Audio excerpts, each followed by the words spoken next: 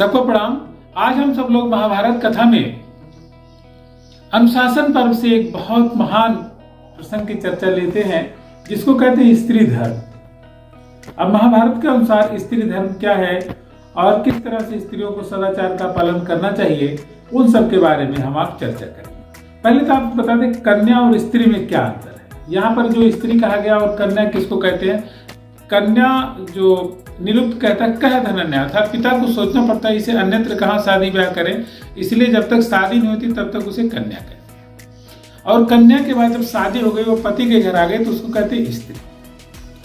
अब एक स्त्री के लिए क्या कर्तव्य हो सकता है, उन सब के संदर्भ में हम चर्चा करेंगे। इस संदर्भ में शंकर अनुशासन पर्व में शंकर और पार्वती जी की एक बहुत दिव्य कथा आई हुई कि एक बार शंकर जी ने कहा कि पार्वती, आप चूंकि सदाचार का आचरण करती हैं, इसलिए संसार भर के श्रेष्ठ नारियों के लिए आप स्त्री धर्म का वर्णन करें, जिससे कम से कम स्त्री कैसा आचरण करे इसका प्रतिमान जनता को पता चले। कहते हैं उस समय बहुत सारे ऋषि मुनि थे और गंगा जी और गोदावरी, बहुत सारी नदियां भी वहां उपस्थित थी। पार्वती जी ने कहा कि ये जो सारी नदियां हैं, पहले मैं इनसे प्रश्न करूंगी, तब जाकर के मैं इसका उत्तर दूंगी।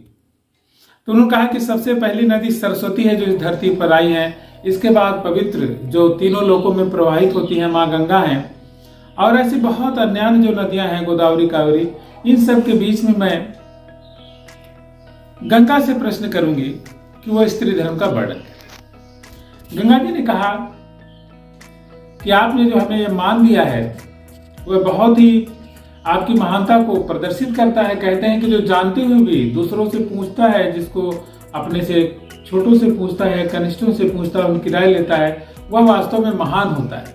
और जो राय लेता है वही श्रेष्ठ तत्व को पाता है, वही ज्ञान को पाता है, वही अपनी मुक्ति का उपाय ढूंढ लेता है। किसी भी समस्या से ग्रसित होने पर उससे निकलने का मार्ग ढूंढ लेता है, जो दूसरों से राय लेता है। लेकिन पार्वती जी आपके रहते हुए मैं इसका उपदेश नहीं करूंगी। माँ गंगा के ऐसा कहने पर पार्वती जी ने खुद कहा कि ठीक है, अब जब आप लोगों की सम्मति है तो मैं ही इसके बारे में बोलती। तो उन्होंने भगवान शिव को प्रणाम करते हुए स्त्री धर्म के बारे में कुछ बातें की। उन्होंने कहा कि जो विवाह संस्कार हो वो ऐसी हो कि पति को देखने में प्रिय स्त्री हो, उसी के साथ विवाह करना चाहिए। अब विवाह के अनंतर जो धर्म कार्य होते हैं वो पति पत्नी दोनों लोग साथ रह के ही करते हैं, तभी वो धर्म का वास्तविक फल मिलता है। इसके बाद अगर पति कुछ भी हो जाए, पार्वती जी ने कहा कि पति किसी भी रोग से ग्रसित हो जाए, कोढ़ी, लूला, लंगड़ा, हर अवस्था में पत्नी को पति की सेवा करनी चाहिए। पति अगर दूर कहीं थका मांदा आया है तो सेवा के द्वारा उसके थकान को दूर करना पत्नी का धर्म होता है। एक अच्छी पतिव्रता स्त्री पति के मुख को एक बच्चे के समान देखती है और उसकी जरूरतों को पूरा करती है। इसके अलावा पत्नी वही काम करती है जिससे पति की प्रसन्नता बढ़े। अगर वह ऐसा काम नहीं करती है तो धर्मपरायण स्त्री नहीं। पति की प्रसन्नता के लिए स्त्री को अन्य पुरुषों से बातचीत या उनसे ज्यादा लगाव नहीं रखना चाहिए। पार्वती जी ने तो यहाँ कहा कि अगर स्वर्ग और मुझे भगवान शिव के दोनों में चुनना हो तो मैं स्वर्ग से भी अधिक भगवान शिव के साथ नरक में रहना पसंद करूंगा। जो भी जिस अवस्था में रहे वह उसी अवस्था में मैं उनका साथ दूंगी, उनके साथ रहना पसंद करूंगी। कहते हैं कि पार्वती जी ने यहां तक कह दिया कि पति अगर किसी अवस्था से दुरावस्था, मतलब कभी कभी विपन्न स्थितियां आ जाती हैं, ऐसी स्थितियों में पति की सेवा के लिए पत्नी का जो भी उसके उद्धार के लिए उपाय हो, वह ऐसा संभव हर उद्धार का उपाय करना चाहिए।